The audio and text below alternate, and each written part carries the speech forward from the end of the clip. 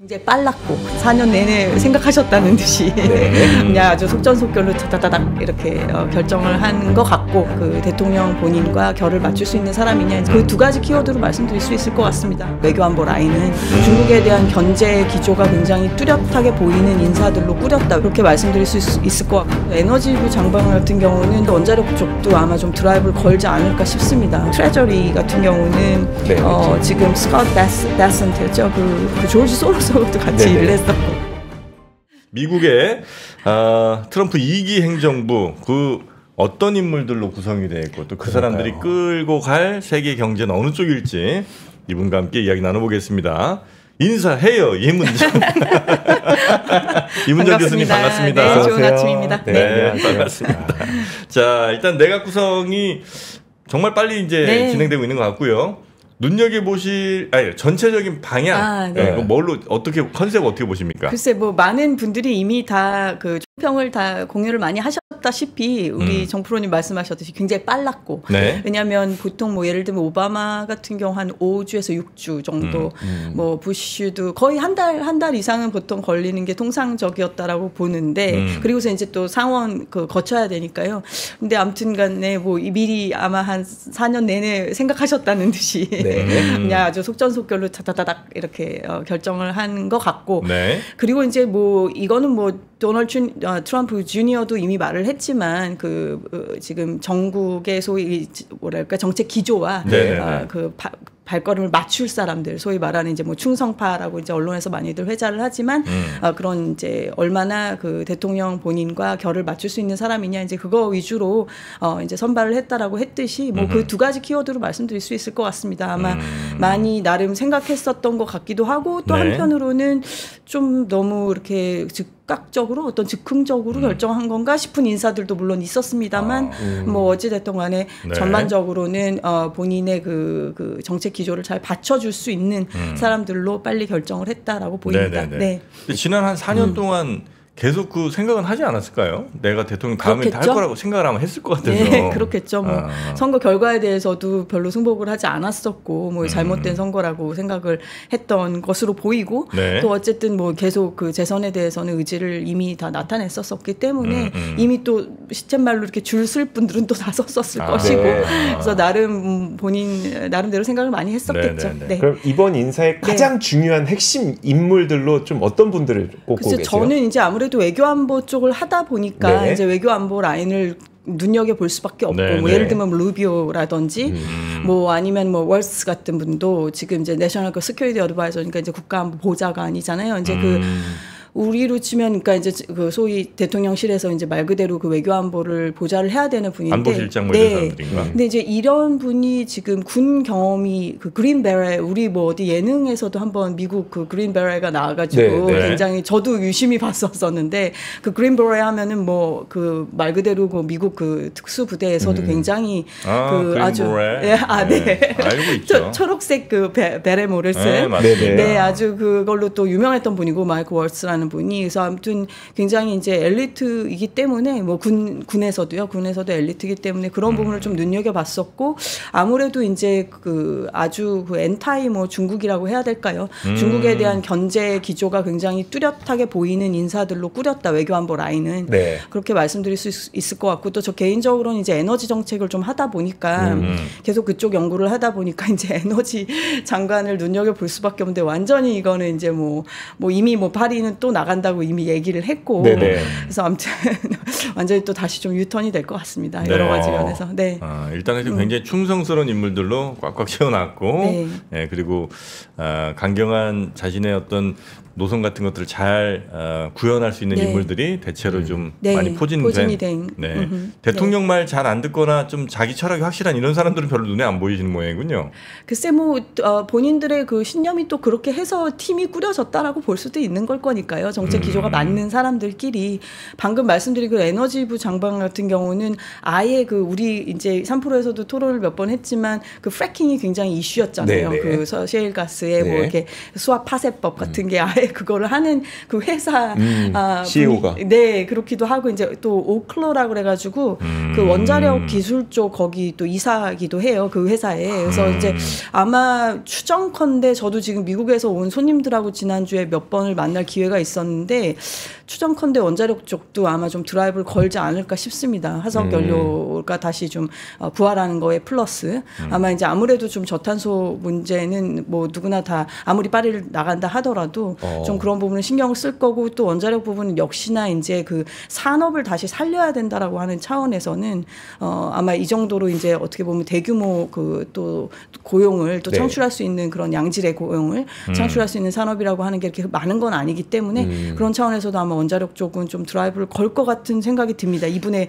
경력으로 추정컨대요. 원자력 쪽으로? 네, 원자력도 할 것 같습니다. 물론 화석연료도 다시 많이 힘을 쏟겠지만. 네. 트럼프가 원전에 대한 뭐 자신의 의견 내지는 어떤 정책 방향을 직접적으로 내비친 적이 있었어요. 네, 뭐 이렇다 할 그렇게 뭐 눈에 띄는 뭐라 그럴까 커멘트라고 할까 그런 것까지는 아니라 하더라도 그렇죠. 네, 딱히 있었던 건 아니었어요. 뭐 전반적으로 그렇다고 뭐 반대도 아닌 거니까요. 근데 이런 아마 이 분이 이제 원자력은 뭐 여러 이제 찬반이 있을 수밖에 없는 에너지원이긴 하지만 아무래도 지금 이 AI 시대에 이 디지털 혁명의 시대에 뭐 전기 수요라고 하는 건 사실 어느 나라나 계속 더 늘어날 수밖에 없고 인구가 설사 준다 하더라도요. 네. 그런다고 한다면 어떤 좀 안정적인 전력 수급에 대해서 특히 싸게 물론 원자력이 싸지 않다라고 보시는 분들도 많이 있으시지만 어찌 됐든 간에 가격 경쟁력이 좀 다른 뭐 재생에너지들보다는 좀 있다고 아직까지는 평가들이 되는 부분이 있으니 아마 그런 차원에서도 왜냐하면 그 어젠다 47 그 트럼프가 이제 본인의 공약 을 쭉 얘기한 그 사이트가 있었잖아요. 거기서도 보면 이제 에너지에서 제일 중요한 건 이제 가격으로 얘기를 했었었고 사실 그게 굉장히 틀렸다고 말할 수가 없거든요. 기업 입장에서는 전기요금이라고 하는 게 그래서 아무튼 그런 부분에서도 저는 추정컨대 아마 화석연료 원자력 2개를 가지고 좀 가지 않겠나라고 생각을 해봅니다. 네. 그러면 화석연료랑 원자력 두 쪽의 산업들 잘 좀 봐야 되는데 화석연료는 워낙 뭐 미국 기업들 많지만 원자력이라고 하면 미국의 웨스팅하우스가 제일 잘 알려져 있으시죠. 네. 뭐 하나밖에 없잖아요. 제대로 하는 데가. 이 웨스팅하우스가 사실 또 그 오너십을 따지면은 캐나다인가? 네, 캐나다 성원펀드가 가져가서. 근데 참 이게 그래요. 그 저도 그 미국 분들하고 이렇게 대화를 하다 보면은 그래도 미국 국민들 가슴에는 다 웨스팅하우스는 이거는 미국 기업이다. 우리로 치면은 글쎄 뭐가 그게 비교할 수 있을지 모르겠는데 뭐 예를 들면 포스코라든지. 배달의 민족 정도 어때요? 그래. 그것도 좋은 좋은 어떻게 보면 게르만 민족이지만 그러네요. 아무튼 그런 차원에서는 뭐 전통적으로 자신들의 그 제조업에서 강점을 보였던 부분이라는 것 때문에 여전히 그 심적인 그 연결고리는 강한 것 같습니다. 그래요. 그쪽이 조금 더 근데 우리나라도 사실 원자력 잘하잖아요. 네. 그래서 이제 미국으로 진출도 사실 할 수 있을 것 같아요. 왜냐하면 원자력 하는 데가 우리나라, 프랑스, 중국, 미국 말고 뭐 러시아 정도 하면 할 것 같은데. 저 원자로를 잘 만드는 나라라고 하는 게. 북한도 하나? 근데 거기 건 받을 리가 없잖아요. 그렇죠. 러시아, 북한, 중국은. 해외에서 경쟁력을 갖는 게 사실은 러시아, 뭐 중국은 뭐 그 국내 시장이 너무 크니까 또 뭐 그렇다 치고 그래도 물론 중국도 수출도 하죠. 그리고 이제 프랑스 우리 정도죠. 뭐 일본은 다 아시다시피 후쿠시마가 있었기 때문에 해외 경쟁력을 뭐 거의 잃어버렸고 그러니까 결국은 제일 최강자는 사실은 로사톰, 사실은 러시아라고 봐야 되고요. 러시아가 워낙 여러 가지 노형도 다 많이 해봤고 그리고 이제 그 핵연료 주기에 있어서의 그 사이클의 모든 사이클에 해당하는 공정을 다 할 수 있는 그런 회사이기 때문에 뭐 로사톰이 사실 뭐 명실상부. 그러나 미국이나 유럽이 러시아 걸 받을 리는 없잖아요. 없죠. 리액터 그러니까 원자로는 그런데요. 사실 이제 그 농축 우라늄을 우리가 그 연료로 사용을 하잖아요. 근데 그 농축 우라늄은 사실 미국조차도 러시아 거 수입해서 씁니다. 이제 그래서 지금 그들도 28년부터는 러시아 거 갖다 쓰지 않겠다 이렇게 이제 법적으로 한 건데 이제 이 전쟁 국면에서도 사실 석유나 뭐 가스 얘기는 많이 했어도 원자력 얘기들은 별로 서방에서 많이 맞아요. 그건 다 그들도 의존하고 있기 때문이죠. 로사톰에서 농축해서 우리도 마찬가지고요. 그거는 이제 로사톰이 갖고 있는 농축 그 capacity 그 제조 능력은 뭐 서방의 회사들 오라논 뭐 이런 거 다 합쳐도 더 많기 때문에 예, 그런 부분 우리에게도 함의하는 바가 큽니다. 우리도 이제 연료 공급 차원에서 안정적인 공급을 생각할 때에는 좀 하여튼 그런 의존도에 대해서 좀 생각해볼 필요가 있죠. 우라늄의 세계 최대 생산지가 카자흐스탄 아니었어요? 그건 이제 매장량을 얘기를 하시는 거고 이제 그럼 그걸 가져와서 거기서 농축을 해야 되는데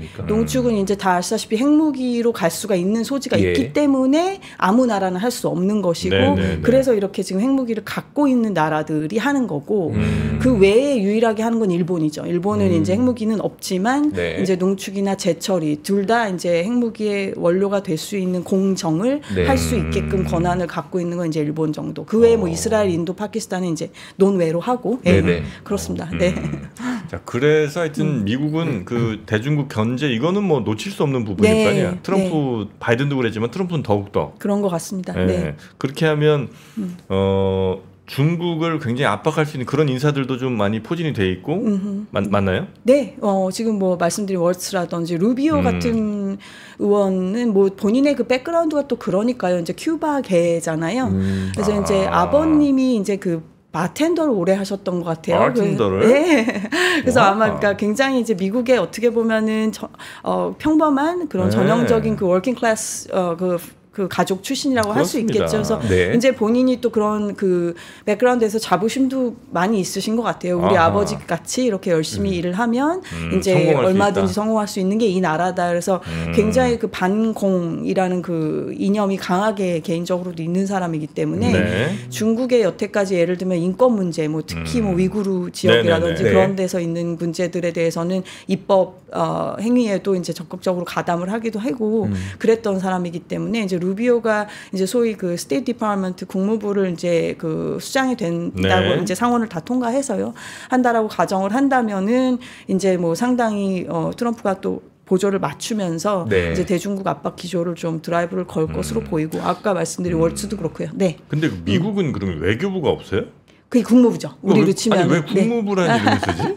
글쎄요. 그 기원을 이제 따지고 들자면 전 세계 어느 나라도 다 어지간하면 외교부라고 쓰잖아요. 외교는. 근데 이제 말 그대로 이 나라의 그 어떻게 보면은 이 국가 이 미국이라는 나라가 정하는 것이 이 전 세계 어떻게 보면 세계 질서를 좀 움직이는 부분도 있고 어쨌든 그 스테이트 디파먼트는 굉장히 우리가 하면 그게 전 세계 룰이다 이래서 국무부를 그냥 전 세계 통치를 뭐 한다고 생각하는 거예요. 가장 강력한 기관 중에 하나죠. 어쨌든 미국의 그 연방정부 기관 중에서는. 국무부 하여튼 거기. 그래서 이제 다른 나라들과의 뭐 조율 이런 것들 다 국무부에서 하는 거잖아요. 거의 사실상 외교부니까. 그렇죠.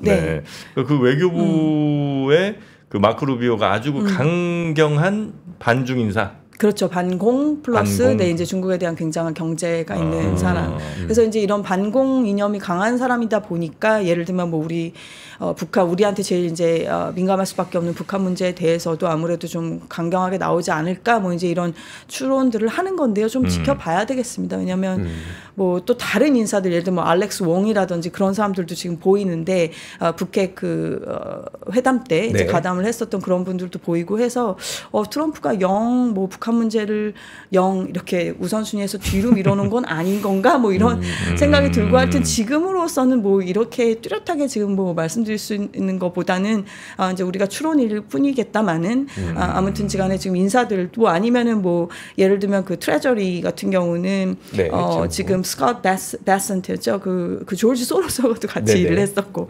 베센트 그분이라든지 뭐 하워드 락트닉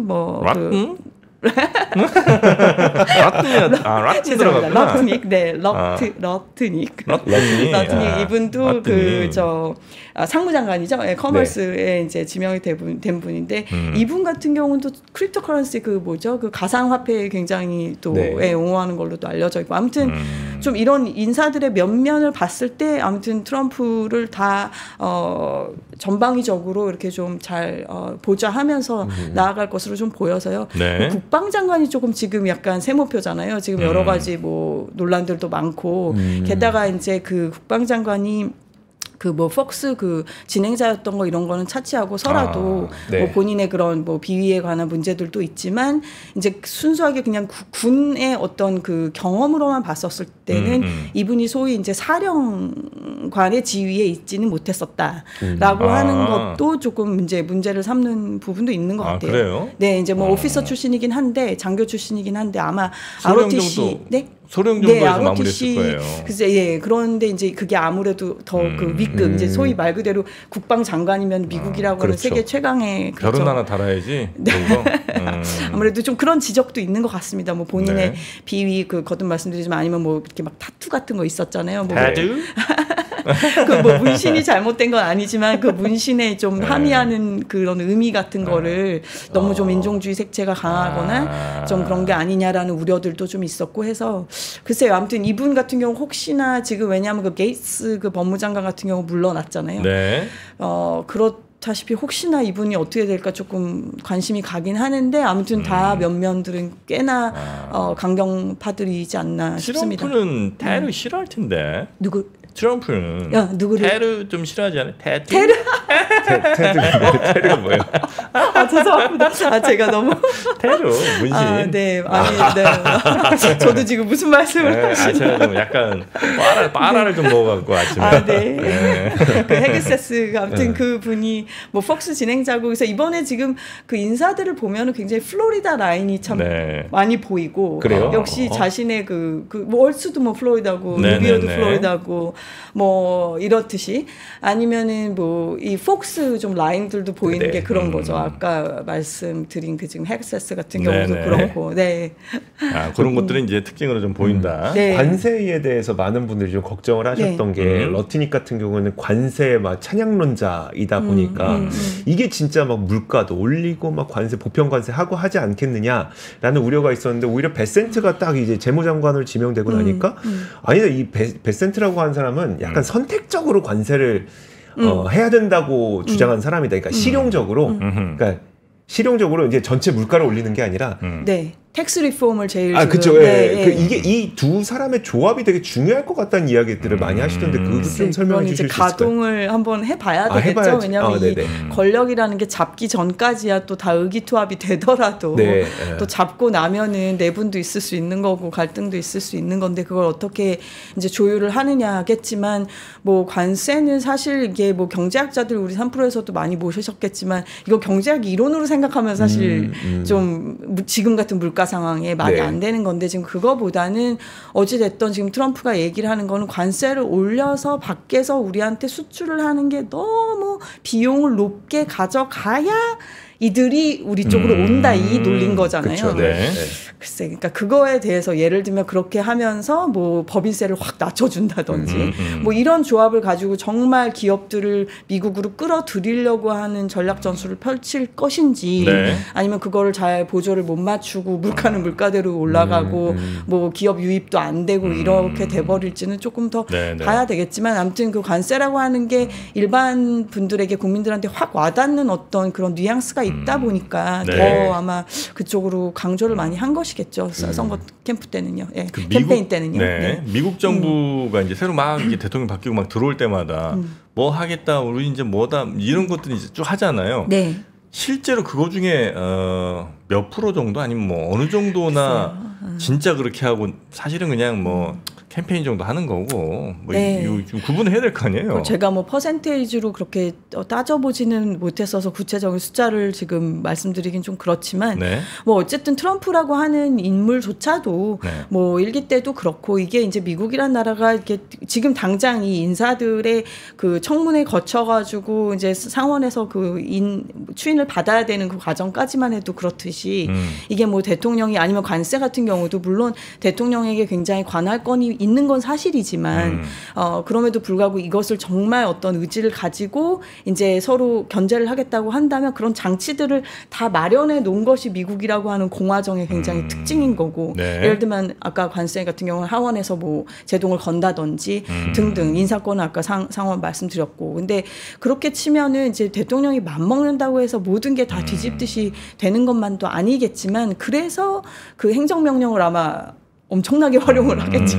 엄청나게 이제 취임과 즉시 막 여러 가지 본인들이 할 수 있는 거는 일단 행정명령으로 드라이브를 걸 텐데. 그 의회 승인 없어도 할 수 있는 것들. 그렇죠. 근데 네. 이제 어찌 됐던 지금 어쨌든 상원이나 하원이나 공화당이 다수당이 된 마당에는 뭐 그런 점에서는 더 이제 정책의 어떤 동력이 실릴 것이다. 이제 우리가 이렇게 보기는 하는 건데요. 근데 얼마 전에 그 상원의 그 원내대표죠. 네, 영화당 원내대표가 이제 조금 뭐 트럼프계라고 해야 될지 뭐 그 요컨대 이제 트럼프가 그 선거를 불복했던 거에 대해서 꼭 그거는 그렇게 봐선 안 된다는 식으로 좀 목소리를 냈었던 그런 이제 또 인사가 되기도 했었으니까 그런 점에서 봤었을 때는 그래도 공화당 전체에 있는 어떤 좀 자성 내지는 여러 가지 균형을 갖추려고 하는 목소리에 지금은 기댈 수밖에 없는 상황이지 않나 싶습니다. 네. 네네. 근데 일기 때는 그래도 뭐 좀 트럼프 말에 좀 제동도 걸고 아니라고 얘기할 사람들이 좀 있었다면서요. 그렇죠. 근데 지금은 이제 없다면서요. 그러니까 그렇게 이제 인사를 꾸린 거죠. 근데 그래서 지금 말씀드렸다시피 결국 의원들한테 지금은 좀 기대를 걸어야 되는 상황이라고 보고, 그래서 우리도 지금 외교는 물론 이제 그 국가 소위 원수급의 이제 그런 그 정상 간의 조합도 굉장히 중요하지만 네. 사실은 지금 같은 시국에서는 다시금 좀 의회 외교를 네. 좀 드라이브를 걸어야 될 때가 아닌가 싶습니다. 네. 우리도 준비할 게 굉장히 좀 많군요. 네, 지금은 네. 사람이 역시 중요하니까요. 특히 그 상원 의원뿐만이 아니라 이제 하원 의원들도 우리 기업들이 이제 가 있는 지역에 이제 그 지역구 의원들 아니면 뭐 이번에 그 코리안 아메리칸으로서는 그 앤디 킴이라고 상원에 되셨잖아요. 네. 이런 분들도 또 외교 안보 통이시고 그분이 본래 그러니까 그런 분들한테도 적극적으로 좀 자문을 구하면서 물론 민주당이시긴 하지만 네. 그래도 이제 적극적인 자문을 구하면서 이제 조금 이렇게 원원원으로 하나하나 좀 의원들을 좀 네, 이렇게 뭐라 그럴까요? 타겟을 한다고 하고 표현하면 좀 그렇지만 아무튼 의원들을 좀 많이 염두에 둔 그런 좀 외교 활동을 펼쳐야 되지 않을까 싶습니다. 국회도 좀 그렇게 움직였으면 좋겠습니다. 네. 자, 준비 잘 해야 됩니다. 우리 이문정 교수님, 네. 시간이 조금 부족해서 좀 아쉽긴 한데, 네, 또 좀 기회가 많이 또 있을 테니까요. 네, 우리 교수님은 영어 이름이 어떻게 되세요? 저는 그냥 안 바꾸고 그냥 은정으로 계속 지금까지. 외국에서도? 네, 그랬었습니다. 그러셨어요? 멋있다. 네, 멋있어. 네. 감사합니다. 자, 우리 이문정 교수님, 네. 조만간 다시 또 모시고 미국의 뭐 여러 모습들 한번 좀 여쭤보도록 하겠습니다. 오늘 대단히 고맙습니다. 감사합니다. 삶의 격을 높이는 9가지 지혜를 함께 나눕니다. 위즈덤 칼리지 시즌 2 영상 아래 링크를 클릭하시면 자세한 내용을 확인하실 수 있습니다.